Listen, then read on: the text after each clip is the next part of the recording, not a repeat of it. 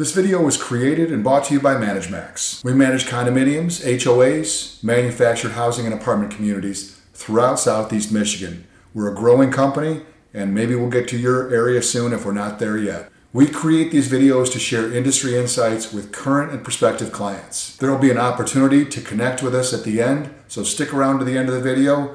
Now let's dive in. Here's the uncomfortable truth that most board members and community owners never hear. If you're not happy with where your community is today, the same decisions and the same team that got you here will never get you somewhere different. Let me explain why this matters more than you think.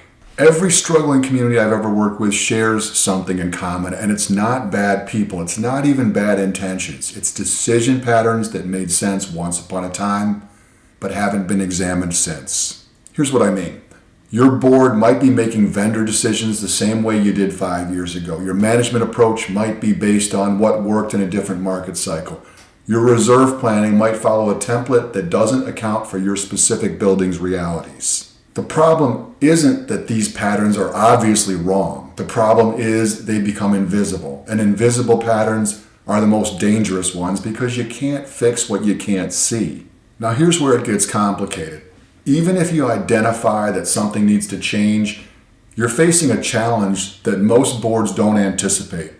Your current support team may not be equipped for where you want to go. I'm not talking about competence. I'm talking about alignment. Your management company, your vendors, your advisors, they've adapted to serve your current reality. They know how to maintain the status quo, but transformation requires a different kind of partnership. Most boards try to force new results through old relationships, and that's like asking your regular mechanic to suddenly become a race car engineer. It's not a character flaw.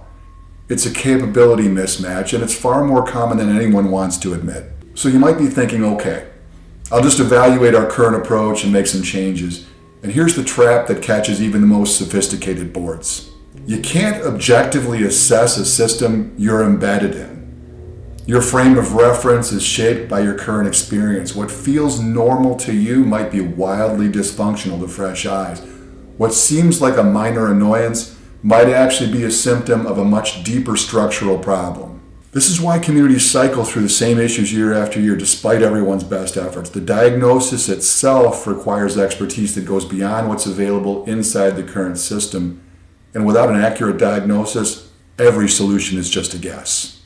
Look, the ending of where you are now really can be the beginning of something better, but that transformation doesn't happen by accident. It requires someone who can see the patterns you've stopped noticing, who can evaluate your support structure without bias, and who understands what genuine community transformation actually requires.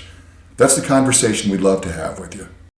If you found this perspective valuable, we invite you to connect with us. Facebook viewers, like our page and follow us for regular updates. Feel free to message us directly with your questions or community challenges. Instagram viewers, hit follow and feel free to DM us with your questions or community challenges. YouTube viewers, subscribe to our channel and check out the video description for helpful links. Visit our website to discover our thought leadership content, books, and resources that can transform your community management approach. Whether you're dealing with the challenges we discussed today or other community issues, we're here to help. Thanks for watching, and we'll see you in the next video.